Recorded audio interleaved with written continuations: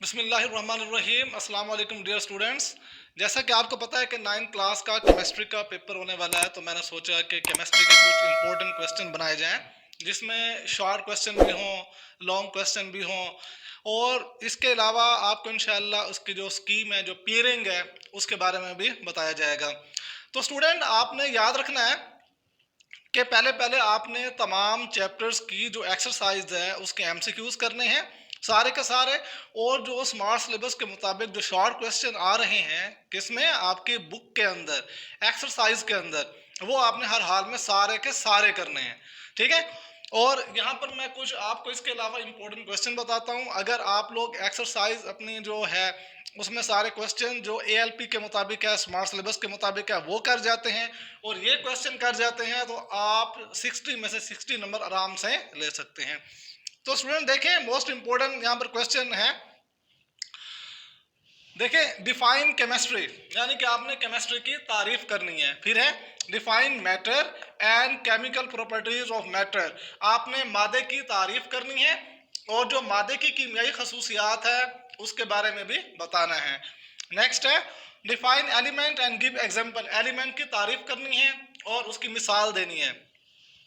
Atomic number और mass number, atomic number mass number की भी तारीफें और मिसाल करनी है। याद रखें स्टूडेंट, जब भी कोई डिफाइन हो, जब भी कोई तारीफ दी जाए, तो उसकी एग्जांपल आप लाजमी दिया करें। इसीलिए स्टूडेंट्स कहते हैं कि हम पूरा पेपर करके आए हैं लेकिन नंबर हमारे कट चुके हैं, बेसिकली आप लोग एग्जांपल्स नहीं लिख कर आते। तो देखिए students, define relative atomic mass and its unit, आपने रिलेटिव एटॉमिक मास की तारीफ करनी है और उसका यूनिट लिखना है। बाजुकात यूनिट के बारे में भी पूछ लेता है, वो भी आपने लिखना है। और ये भी पूछता है कि 1 AMU किसके इक्वल है। इसी तरह इलेक्ट्रॉन के मास, प्रोटॉन का मास, ठीक है ना, इलेक्ट्रॉन न्यूट्रॉन का मास, तो उसको आपने AMU के अंदर वैल्यू आपको पता होनी चाहिए और ग्राम के अंदर भी वैल्यू पता होनी चाहिए। नेक्स्ट आप देख लें, differentiate between empirical and molecular formula, empirical और मॉलिक्यूलर फार्मूले में आपने फर्क बताना होगा और इसकी एग्जांपल्स लाजमी देनी है। एवोगैड्रोस नंबर आपने इसकी डिफाइन करनी है, मॉलिक्यूलर मास, फार्मूला मास, इनकी डिफाइंस और इनकी एग्जांपल्स करनी है। डिफरेंशिएट बिटवीन, देखें, होमोएटॉमिक एंड हेटेरोएटॉमिक मॉलिक्यूल, वैसे तो मॉलिक्यूल तो पूरा करना चाहिए आपको, क्योंकि मॉलिक्यूल बाजू का इसकी तमाम टाइप्स लॉन्ग में आता होता है और तमाम आपने इसकी डिफाइंस कर लेनी है। देखें, होमोजेनेसिस एंड हेटेरोजेनेसिस मिक्सचर, ये टाइप्स है मिक्सचर की, दो टाइप्स कौन कौन सी, होमोजेनेसिस एंड हेटेरोजेनेसिस, ये भी डिफाइन करनी है आपने और इनके एग्जांपल भी बतानी है। मोल एंड मोलर मास, क्या आ जाएगा, मोल एंड मोलर मास की डिफाइंस करनी है। मोल मास कैलकुलेशन आपने करना है।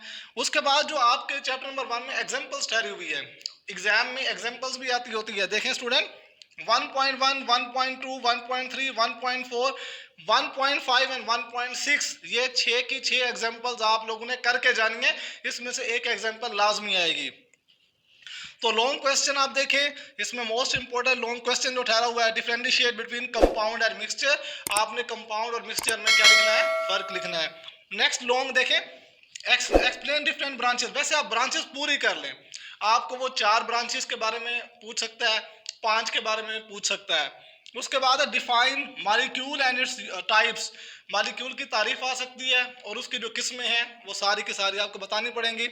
अच्छा, ये शॉर्ट क्वेश्चन में से अलग अलग पूछेगा, इंपेरिकल फार्मूले के बारे में तो अलग अलग आ जाए तो शॉर्ट क्वेश्चन में होगा। अगर वो इकट्ठा दे दे, इंपेरिकल एंड मॉलिक्यूलर फार्मूला और इसकी एग्जांपल्स दे, तो ये लॉन्ग में आ सकता है। तो स्टूडेंट आपने अच्छे तरीके से करना है। तो जहां पर हम बात करते हैं चैप्टर नंबर 2 की, इसमें शॉर्ट क्वेश्चन देखें, defects of Rutherford atomic model, Rutherford के मॉडल के जो नुकाइस है वो आपने करने हैं। उसके बाद define electronic configuration and give example, electronic configuration की तारीफ और इसकी मिसाल। ठीक। उसके बाद शेल और सब शेल में आपने फर्क लिखना है, differentiate between shell and sub shell, और इसके एग्जांपल्स भी आपने लाजमी देनी है। अच्छा, दूसरे चैप्टर में भी एग्जांपल्स हैं, 2.1, 2.2, 2.3, इसमें भी एक एग्जांपल आ सकती है, ये भी आपने लाजमी करना है। इसी तरीके से इलेक्ट्रॉनिक कॉन्फ़िगरेशन, जो हाँ जो टेबल बना हुआ है सेकंड चैप्टर में आपका, 18 एलिमेंट्स की इलेक्ट्रॉनिक कॉन्फ़िगरेशन दी गई है, उसमें से एक या दो वो पूछ सकता है, आपने पूरे का पूरा वो टेबल याद कर लेना है। तो दूसरा चैप्टर भी लॉन्ग में है, देखें इसमें कौन कौन से लॉन्ग आ सकते हैं, जिस तरह बोहर्स एटॉमिक थ्योरी, ठीक है ना, ये बहुत वेरी वेरी इंपॉर्टेंट। उसके बाद रदरफोर्ड एटॉमिक मॉडल, इस चैप्टर के अंदर वैसे ये दो very very important long questions हैं, ये भी दे सकता है, और अगर वो शॉर्ट करके पूछते हो डिफाइंस के लिहाज से भी पूछ सकता है, लेकिन इन दोनों में से आपका लॉन्ग सेकेंड चैप्टर में से हो जाएगा। चूंकि चैप्टर नंबर 3 शॉर्ट में है तो इसको शॉर्ट में इसके सिर्फ शॉर्ट क्वेश्चन करने हैं। देखें, पीरियोडिक लॉ की डिफाइन करनी है और मॉडर्न पीरियोडिक टेबल की भी डिफाइन, सिर्फ डिफाइन करनी है बस, ठीक है। उसके बाद 3 कोई सैलिएंट फीचर्स लिखनी है, अहम खसूसियात लिखनी है। आपने long form of periodic table की कितनी खसूसियात लिखनी है, 3 या 4 कर लें, ज्यादा नहीं करनी।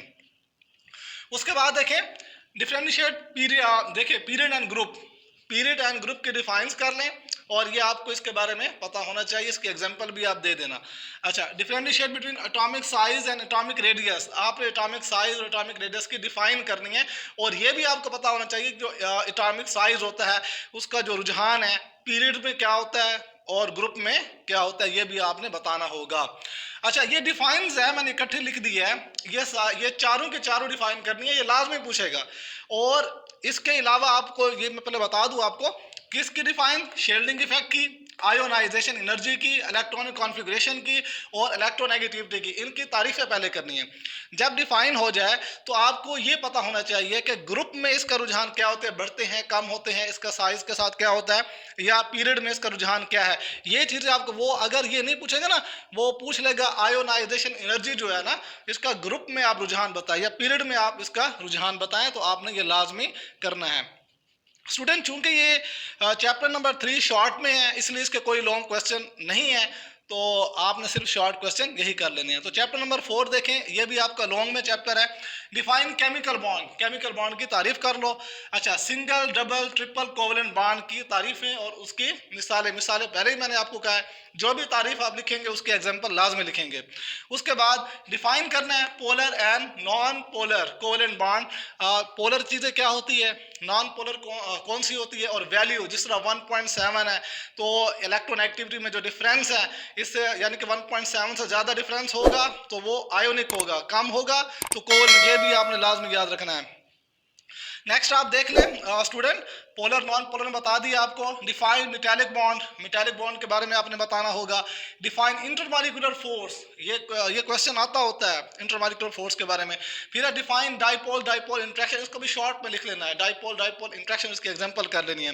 तो मोस्ट इंपॉर्टेंट जो लॉन्ग क्वेश्चन है वो है डेटिव और coordinate covalent bond, very very important, ये आता होता है एग्जाम में। उसके बाद hydrogen bonding, very very important, ठीक, और पोलर एंड नॉन पोलर, ठीक है ना, ये पोलर नॉन पोलर अगर लॉन्ग में देते तो पूरा लिखना पड़ेगा आपको। फिर है ionic bond and covalent bond, ionic bond भी आ सकता है अगर शॉर्ट में, यानी कि नॉर्मल पूछे तो कोवलेंट बॉन्ड भी आ सकता है। तो स्टूडेंट ये आपके 4 चैप्टर हो गए, तो स्टूडेंट यहाँ पर आपको 5वां चैप्टर में स्टार्ट कराऊंगा। देखें तो स्टूडेंट चैप्टर नंबर 5 देखें, इसका फर्स्ट क्वेश्चन देखिए, एब्सोल्यूट टेम्परेचर स्केल की आपने क्या करनी होगी, डिफाइन करनी होगी। उसके बाद देखें इवेपोरेशन एंड इट्स फैक्टर्स। अब यहाँ पर देखें इवेपोरेशन और इसके फैक्टर्स मैंने क्यों बताए हैं, बाज़ औक़ात इवेपोरेशन वो दे देता है, ठीक, और बाज़ औक़ात उसके फैक्टर्स पूछ लेता है, तो आपने उसके फैक्टर्स भी कर लेने हैं और इवेपोरेशन की डिफाइन भी कर लेनी है। उसके बाद देखें वेपर प्रेशर भी आपने इसकी भी डिफाइन करनी है और इसके फैक्टर्स भी कर लेने हैं। तो स्टूडेंट ये इसके शॉर्ट क्वेश्चन है, ठीक है। अब लॉन्ग क्वेश्चन इसके देखते हैं हम, very very important long question है इसके। Boyle's law and its experimental verification, Boyle law पूरा करना है और इसकी एक्सपेरिमेंटल वेरिफिकेशन भी करनी है। उसके बाद very very important Charles law and its experimental verification, ये भी आपने करना है। ये लॉन्ग के लिहाज से आप क्या आ जाएंगे। बाज़ आज के पेपर पैटर्न के लिहाज से अगर देखा जाए, जिस तरह के पेपर आ रहे हैं आप लोगों के, वो शॉर्ट बनाकर लॉन्ग में पूछ रहा है। हो सकता है कि इनकी सिर्फ डिफाइंस पूछ ले या एक्सपेरिमेंटल वेरिफिकेशन पूछ ले, या हो सकता है कि वेपर प्रेशर की डिफाइन या यहाँ पर एब्सोल्यूट टेम्परेचर की डिफाइन इनको मिला के पूछ ले, ये भी लॉन्ग में आ सकता है, ठीक है।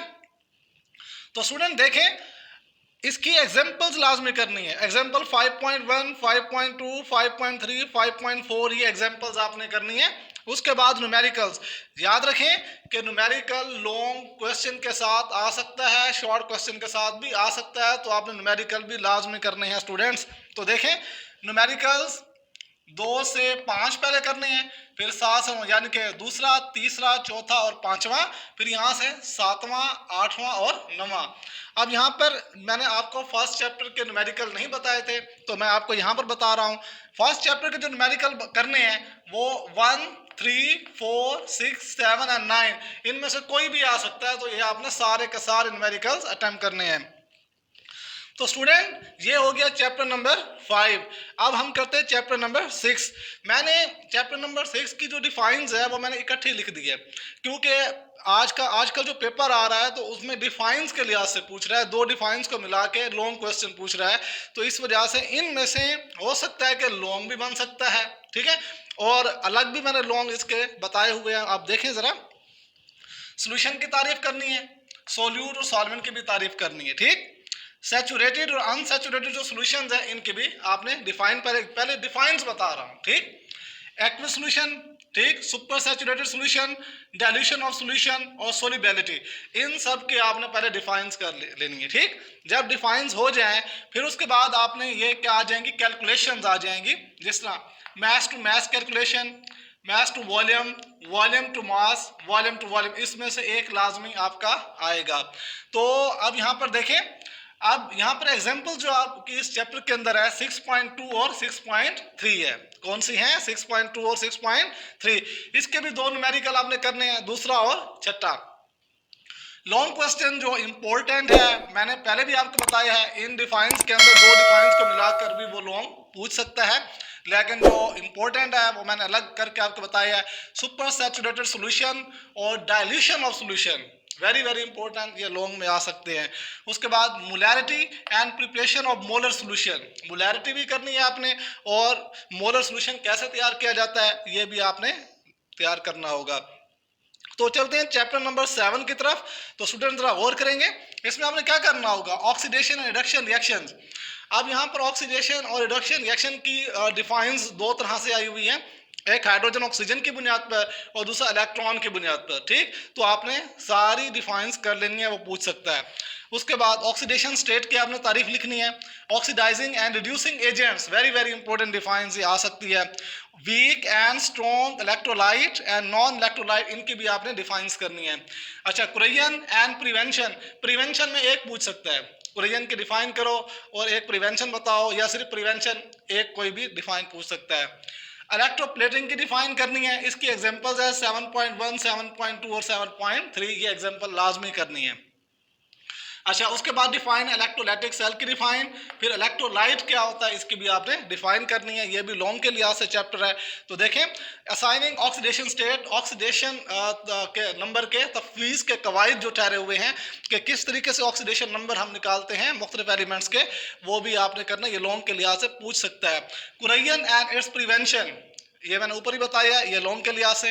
Rusting of iron, very very important, rusting of iron, ये उम्मीद चांसेस यही है कि 90% चांसेस है कि ये लॉन्ग में आएगा। Electroplating of silver and chromium, ये भी आ सकते हैं, इलेक्ट्रोप्लेटिंग के बारे में भी पूछ सकता है। तो स्टूडेंट चैप्टर नंबर 8 जो कि शॉर्ट के लिहाज से हैं, देखिए define metals and give example, metal की तारीफ कर लें, उसके एग्जांपल दे दें। Right 2 physical and chemical properties of metal, metal की 2 या 3 आपने तबई और कीमियाई खसूसियात 2 या 3 आपने कर लेनी है। याद रखना स्टूडेंट्स, जो साइड में बॉक्स ठहरे हुए हैं, सबसे हल्की मेटल कौन सी है, सबसे भारी मेटल कौन सी है, इनमें से एमसीक्यूज आएगा और शॉर्ट क्वेश्चन भी वो पूछ सकता है। आप ये बॉक्स को नहीं छोड़ना, ठीक है ना। इंटरेस्टिंग जो इन्फॉर्मेशन ठहरी होती है, दिलचस्प मालूमात, वो आपने सारी कर लेनी है, ठीक है। उसके बाद right 2 physical and chemical properties of non metals, non metals की भी 2 तबई और 2 कीमियाई खसूसियात आपने करनी है। उसके बाद right uses of calcium, sodium and magnesium, देखें कैल्शियम के, सोडियम के और मैग्नीशियम के आपने यूजेस लिखने हैं। और उसके बाद नेक्स्ट ये क्वेश्चन नंबर 4, क्वेश्चन नंबर 5 देखें। तो स्टूडेंट नेक्स्ट क्वेश्चन देखें, question number 5, write 2 uses of silver and gold, आपने सिल्वर और गोल्ड के 2 इस्तेमाल लिखने होंगे, ठीक। Write 2 properties of gold and why gold is use to make jewellery, अब वो कहता है कि आप गोल्ड की 2 खसूसियात लिख दें उसके बाद आप ये बताएं कि ज्वेलरी के अंदर हम गोल्ड का इस्तेमाल क्यों करते हैं। ठीक, नेक्स्ट क्वेश्चन आप देख लें, डिफाइन हैलोजेंस। हैलोजेंस की डिफाइन कर देनी है। Why reactivity of metals increase down the group. वो कहता है जैसे हम ग्रुप में ऊपर से नीचे की तरफ जाते हैं तो जो मेटल्स होती हैं उनकी रिएक्टिविटी क्यों बढ़ जाती है। ठीक है ना, अब ये हमने इसका आंसर देना है। ठीक है, नेक्स्ट देखें, how platinum is used as catalyst in automobile. कहता है गाड़ियों के अंदर जो प्लाटीनियम होता है वो कैटलिस्ट के तौर पर इस्तेमाल क्यों होता है, and what are advantage of this use. वो कहता है कि फिर इसके लगाने का फायदा क्या है, ये आपने इसका आंसर देना है। तो स्टूडेंट ये आपके शॉर्ट क्वेश्चन है चैप्टर नंबर 8 के, तो इसका कोई लॉन्ग क्वेश्चन नहीं है क्योंकि ये सिलेबस में नहीं है long question, only short question तो जो आपको बता दिए गए। तो स्टूडेंट देखें, अब मैं आपको पेपर स्कीम बताता हूं जो आपकी केमिस्ट्री की पेपर स्कीम है। देखें, चैप्टर नंबर 1 में से एक एमसीक्यूज आएगा, 3 शॉर्ट क्वेश्चन है और इसी में से एक लॉन्ग आ रहा है जो मैंने आपको बता दिया। ठीक, अच्छा, जो दूसरा चैप्टर है उसमें से भी एक एमसीक्यूज आएगा, 2 शॉर्ट क्वेश्चन आएंगे और क्वेश्चन नंबर 5 का जो बी पार्ट होगा वो भी क्वेश्चन किस में आएगा, चैप्टर नंबर 2 में से। मतलब लॉन्ग के लिहाज से 1 आ रहा है और यहाँ से 2 हो गया। उसके बाद जो तीसरा चैप्टर है इसमें से 2 एमसीक्यूज और 3 शॉर्ट क्वेश्चन आएंगे, लॉन्ग इसमें से नहीं आएगा। अच्छा, चैप्टर नंबर 4 2 एमसीक्यूज हैं। ठीक, 3 क्या है, शॉर्ट क्वेश्चन है। उसके बाद क्वेश्चन नंबर जो 6 यानी कि दूसरा जो लॉन्ग है उसका ए पार्ट किस में से आएगा, चैप्टर नंबर 4 में से आएगा। अच्छा, चैप्टर नंबर 5 को देखें, इसमें भी एक एमसीक्यूज है, 2 शॉर्ट क्वेश्चन है और क्वेश्चन नंबर 6 का जो बी पार्ट है वो 5 चैप्टर। इसका मतलब ये हुआ कि अगर आप 1 2 4 5 ये कर लेते हैं, क्योंकि लास्ट क्वेश्चन चॉइस पे छोड़ते होते हैं, अगर ये कर लेते हैं तो आपके लॉन्ग क्वेश्चन यहाँ तक कंप्लीट हो जाते हैं। ठीक, अगर आपने इनमें से कोई चैप्टर तैयार नहीं किया तो नीचे वाले चैप्टर में से 6 और 7 में से आप लॉन्ग लिख सकते हैं। तो देखें, चैप्टर नंबर जो 6 है इसमें से 2 एमसीक्यूज 3 शॉर्ट क्वेश्चन है और क्वेश्चन नंबर 7 इनके तीसरा जो लॉन्ग होगा उसका ए पार्ट आएगा। ठीक, और चैप्टर नंबर 7 इसमें से 2 MCQs 4 short question, question number 7 का बी पार्ट, और चैप्टर नंबर 8 एक एमसीक्यूज 4 शॉर्ट क्वेश्चन है और इसमें से कोई लॉन्ग नहीं आएगा। इसका मतलब ये चैप्टर्स आपके लॉन्ग में हैं, लेकिन आप लोग अगर ये कर लें तो आपके दोनों लॉन्ग कंप्लीट हो जाते हैं। तो स्टूडेंट उम्मीद है कि ये गैस आप लोग अच्छे से तैयार करेंगे और हमारे चैनल को भी सब्सक्राइब करेंगे ताकि नेक्स्ट जो लेक्चर्स हों, नेक्स्ट जो गेस्ट हो आप तक पहुंचते रहें। तो इंशाल्लाह नेक्स्ट लेक्चर तक के लिए अल्लाह हाफिज़, क्योंकि नेक्स्ट लेक्चर में हम बहुत जल्द मिलेंगे। बायो के भी लेक्चर होंगे, केमिस्ट्री के भी लेक्चर होंगे, तब तक के लिए अल्लाह हाफिज़।